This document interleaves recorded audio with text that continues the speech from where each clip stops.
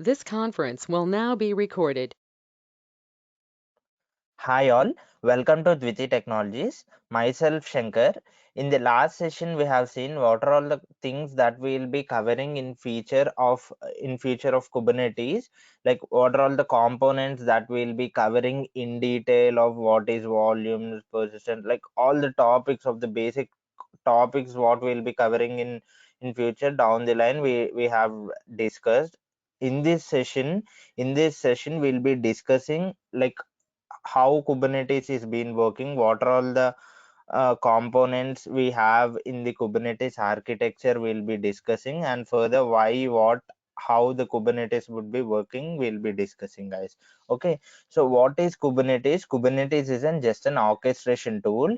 Like when you want to run all of your things in your production scale level of your Docker containers, you can't manage all of the things with Docker itself. You need some other orchestration tool which you need to manage with some other tool like Docker, or if you are using any other container tool, you need to manage all of those your containers with some other orchestration tool which makes your life easy, because you can't run all of your containers. You can't see whether your containers are been working or not every time in your production scale level. So that is the reason we need Kubernetes orchestration engine, guys. So we'll see some of the background of Kubernetes, how it is been working and how it started working, who have invented all of this for a while.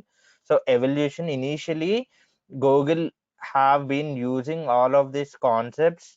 Just a second. Okay, initially Google have been using all of this concept of Linux with the separation of namespaces and file systems. So initially Google have been using all of these long processes and bad jobs with in 2003 itself they are running multiple several jobs simultaneously. So they thought to make use of resource utilizations, like they want to make use of resources by using the concept of container technology, traditional Linux containers. They thought to use all of this, and with the concept of separations of all the resources with namespace concepts and all. Okay, and with the Cherut technology they thought to use all of this. They started working on all of this in 2003, the way back itself. And they introduced their internal proprietary tool of Borg. Okay, initially, which is a container orchestration tool, guys. Okay, they internal for their internal purpose they used to orchestrate all of their containers which they were running in their organization with the Borg orchestration tool. And it has some of the drawbacks. It is developed in an ad hoc manner, and it is an single monolithic kind of thing it has. So they thought some of the improvisations have been done in the Borg, and later Omega has been introduced. All these best practices, all the good thoughts, okay, and all the limitations what this Borg and Omega has, they have kept all this in the Kubernetes, and they made in open source in 2015 with. Okay, so initially it has been developed in this manner. They developed the Borg and Omega and further Kubernetes, guys. Okay, so limitations without Kubernetes, like replication, service discovery, load balancing, scaling and auto scaling, and networking, all these features we don't have in Docker containerization. Okay, so that is the reason we use Kubernetes. Lot many advantages were there. Okay, so in Docker came in 2013, and the people were looking like how the things would be working without orchestration of Docker. So that is the reason evolution of Kubernetes was done.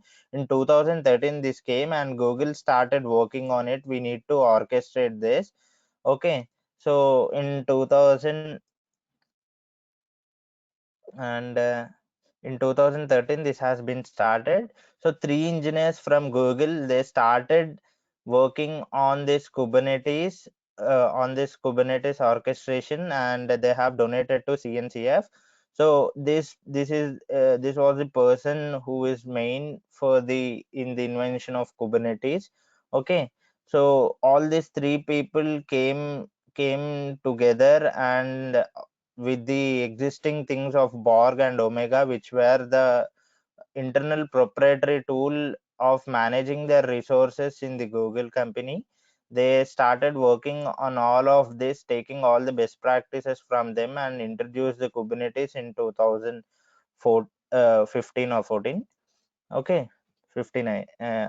In 14 they have released, and they have worked excellently and released, and in 2015 it has made an open source, the first thing. Like I have and here is the orchestration engine, guys.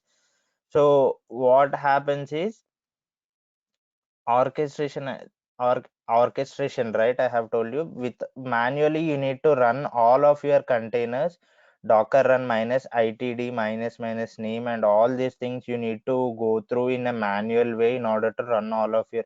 You don't know when your containers would be down, when your containers would be okay. Whenever your containers go down, you need to run all of these manual steps continuously, and containers usually tend to go down and they get died. Okay, so how many times, how many containers you will be watching, how many times you will be watching and starting recreating all of those containers manually.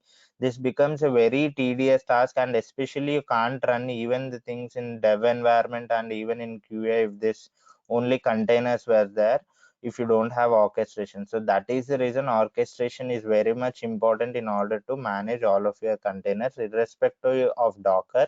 Whether you use any of the things, if you want to work the things need to be work in the production, in the sense you need to have some of the orchestration engine which manages all of your containers. So Kubernetes, which is invented by Google previously, and HashiCorp, Nomad, and Docker is Docker Swarm is the one which is internal for Docker. And Docker Swarm also manages all of your container, but it is restricted, guys. You can't use all lot many features which Kubernetes gives us, which is Docker Swarm is invented by Docker and Apache Mesos. Okay, Apache is the inventor. Okay, this is the orchestration, guys. These were the companies. Still we have lot many things, one or two I guess. So these were the famous things which manages the containers. Okay, container orchestration, these were the features, guys. Container orchestration, Kubernetes architecture, key concepts we will be discussing. So Docker, I have told you, right? Docker Docker is an container orchestration tool. Sorry, uh, Docker is an containerization tool where all of your application gets containerized in Docker, and this you need to manage in your production scale level. Okay, this all the containers you need to manage in your production scale, which becomes very tedious task. So that is the reason we use Docker. Okay, that is the reason we use Kubernetes. So Kubernetes makes all the things very easy. All these Docker containers would be managed by Kubernetes. Okay, and these were the Kubernetes, Mesos, and Swarm were the orchestration tools, and these were the features that Kubernetes would be providing us. Okay, zero. Okay, Kubernetes non-native. Clustering, scheduling, scaling, load balancing, fault tolerance, app deployments. Okay, stateful sets, config, secrets, all these stateful sets. If you want to, pod needs to have some of the things which need to remember for a longer time, even when pod goes down. If the new pod has to come with the same existing uh, memory of what previous pod has, what we have deployed in the previous pod, stateful sets we'll be using. All these features, lot many features like Docker won't be having. Stateful set, config map, secrets, liveness and readiness, all these things we don't have. Like the liveness and readiness, if pod would get started, but the application inside your pod would not be started. So we use concept of liveness and readiness and logs and monitoring. All these features Kubernetes provides us. Okay, namespaces is one of the concept which used to isolate all of your resources, guys. Okay, with this concepts of namespaces or project A, project B, project B, C would be isolated. Multi-tenancy features, RBACs, logical separation views, network policies, resource quotas, how much resource you need to give to your pods. Okay, pod priority, pod affinity, anti-affinity, taints and toleration, security policy. Okay, sandbox pods. See, these were all of your pods. Inside your pod you can have multiple containers. Application one, like if application one application is you have deployed one of your application in two containers, and you have another pod which you have deployed your database in. All these three would be inside your pod. Okay, so we don't deploy usually this kind of thing. We'll discuss, guys. We'll call this as a sidecar, which usually takes all of the logs of this pod. Okay, we'll use that kind of if we have that case, we'll be using that, or else we'll be using one pod, one container in one pod itself. Okay, application containerization we have been doing. And containers, multiple containers you can have inside your pod. Okay, containers, you can have multiple containers. Okay, you can have multiple containers, container one, container two, inside your pod. Okay,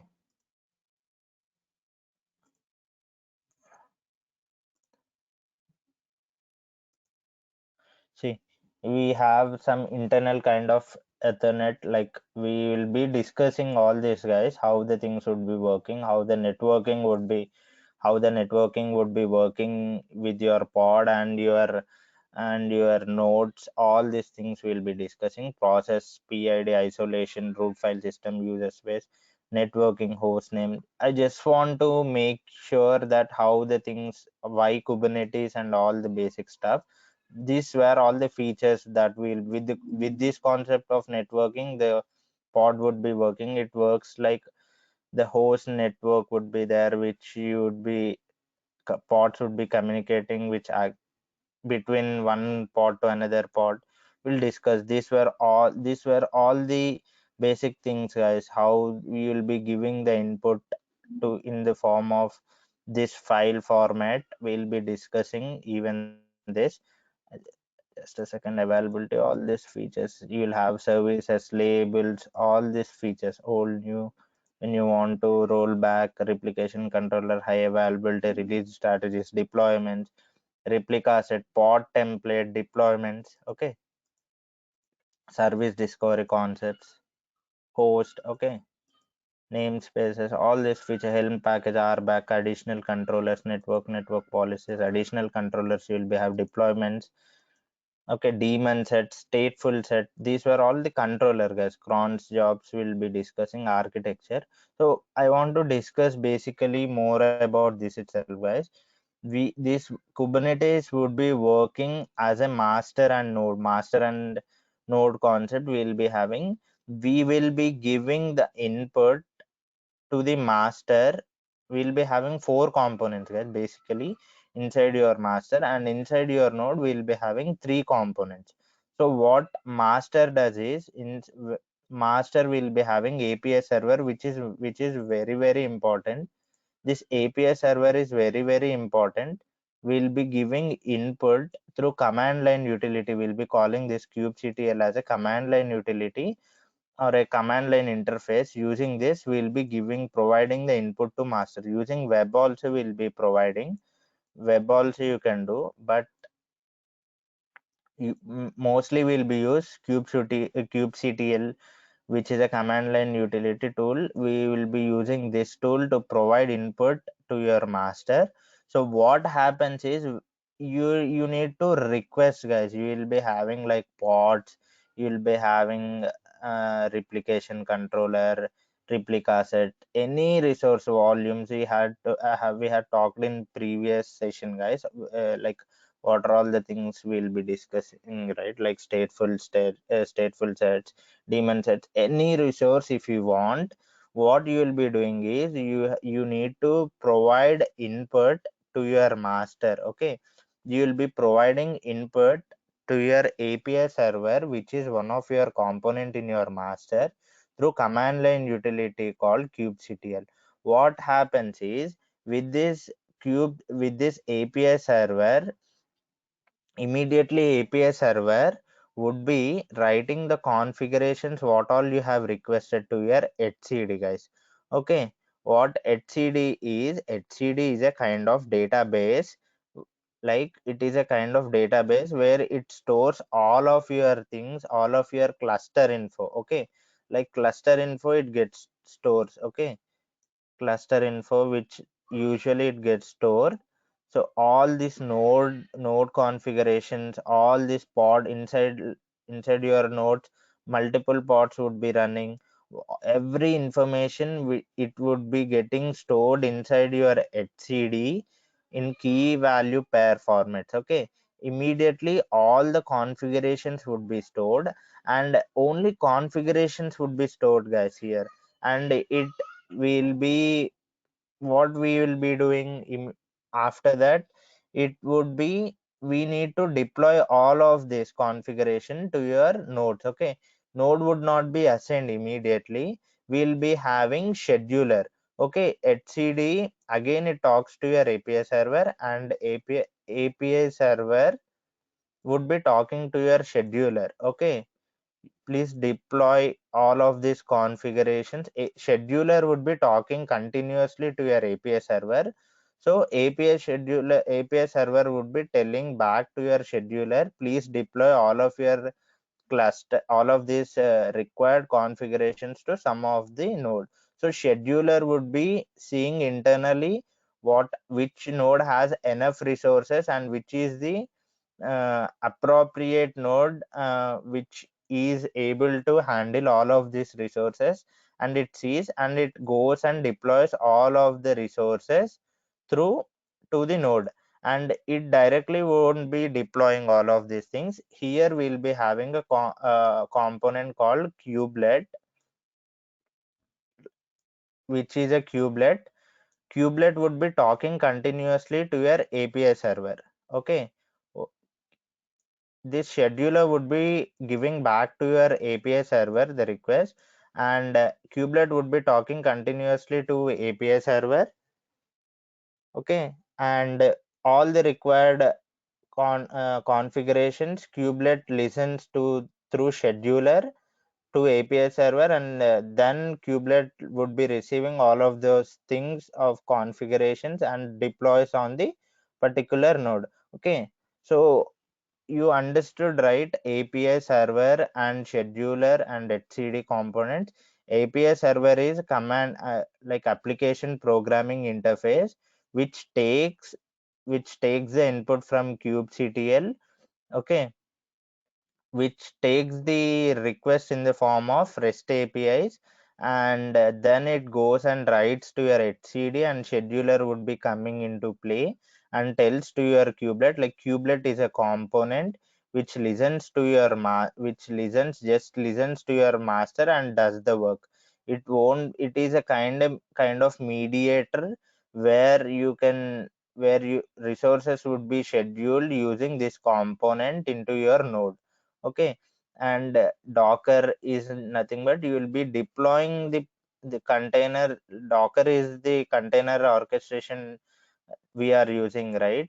So docker is mandatory, you need to, like kubernetes can manage even rocket containers, but we are using docker containers, right, where our application would be deployed inside your docker container. So that is the reason we need to have docker to be installed on your node.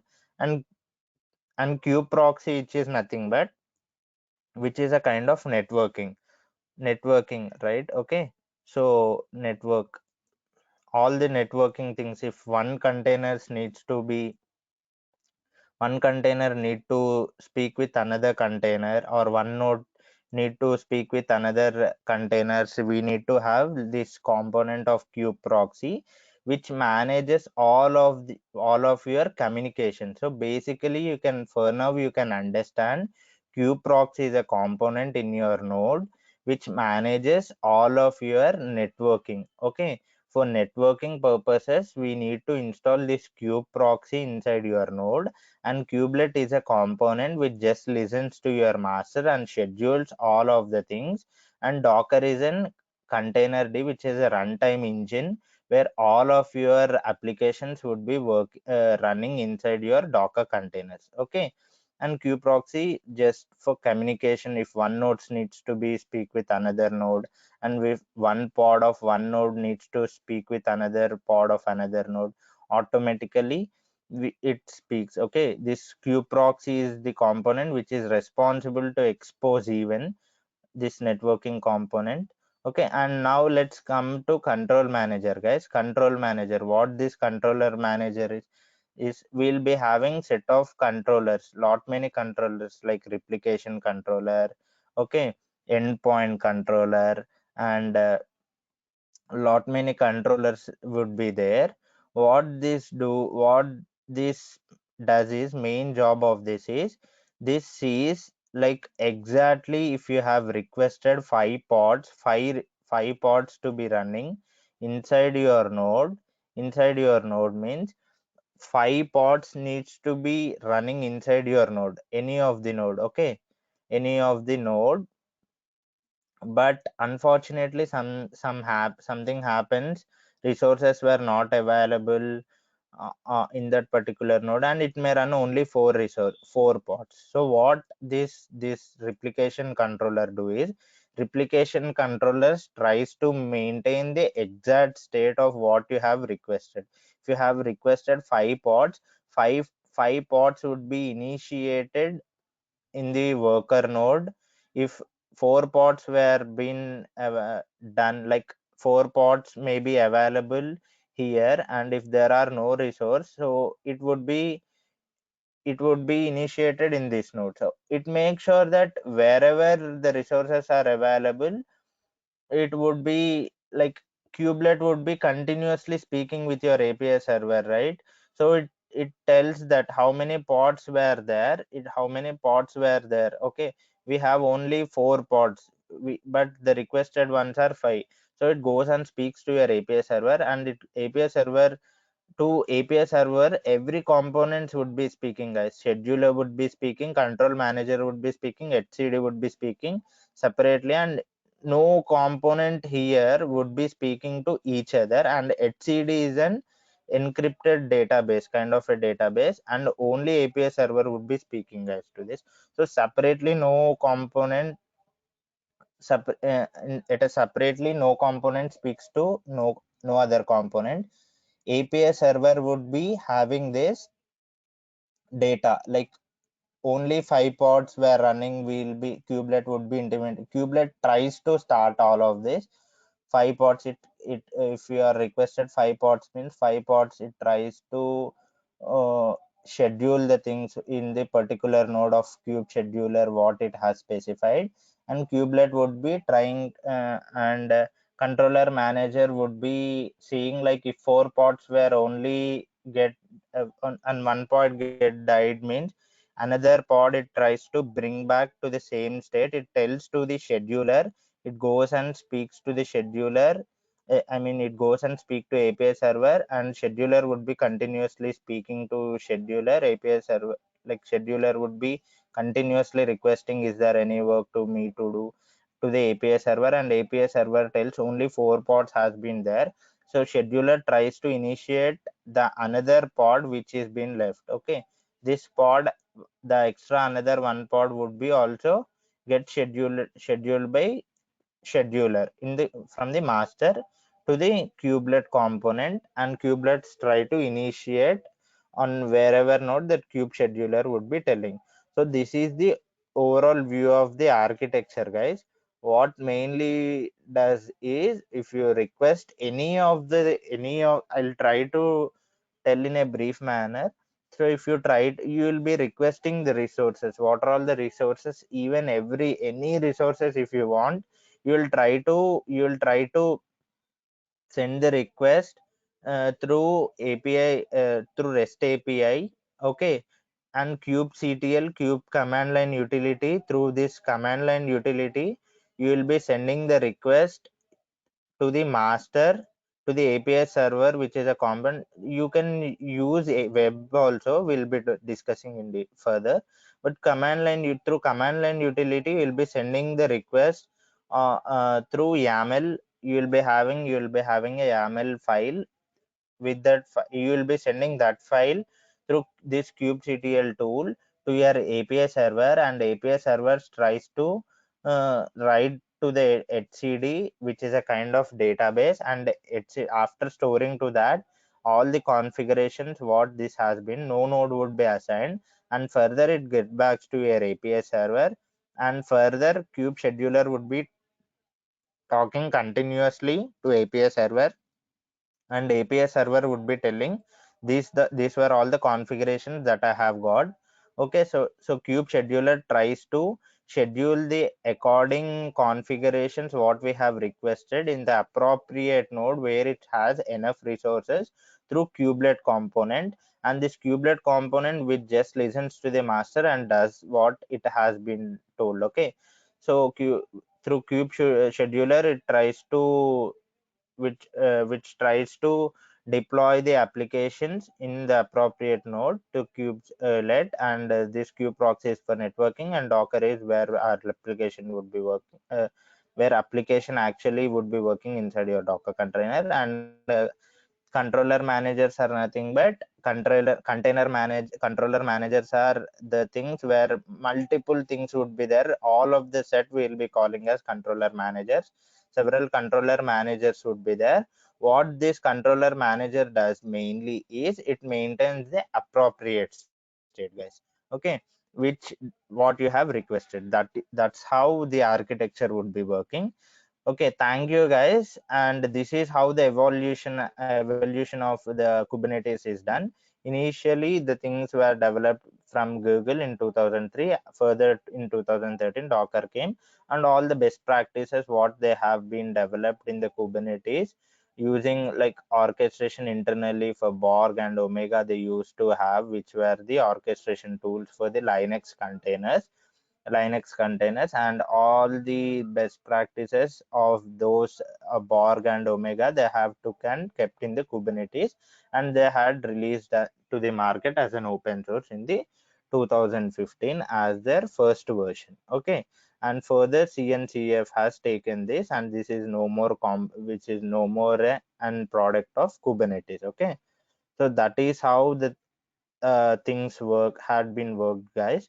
So thank you, guys. That's all I had for the day. If you have any questions or queries, please post it out the comment sections, and in the next session we'll try to understand the YAML and how the things would because everything what you will be specifying through the you will be specifying through YAML only itself. Okay, that is the reason we need to understand the YAML things in a very clear manner. Okay, thank you, guys.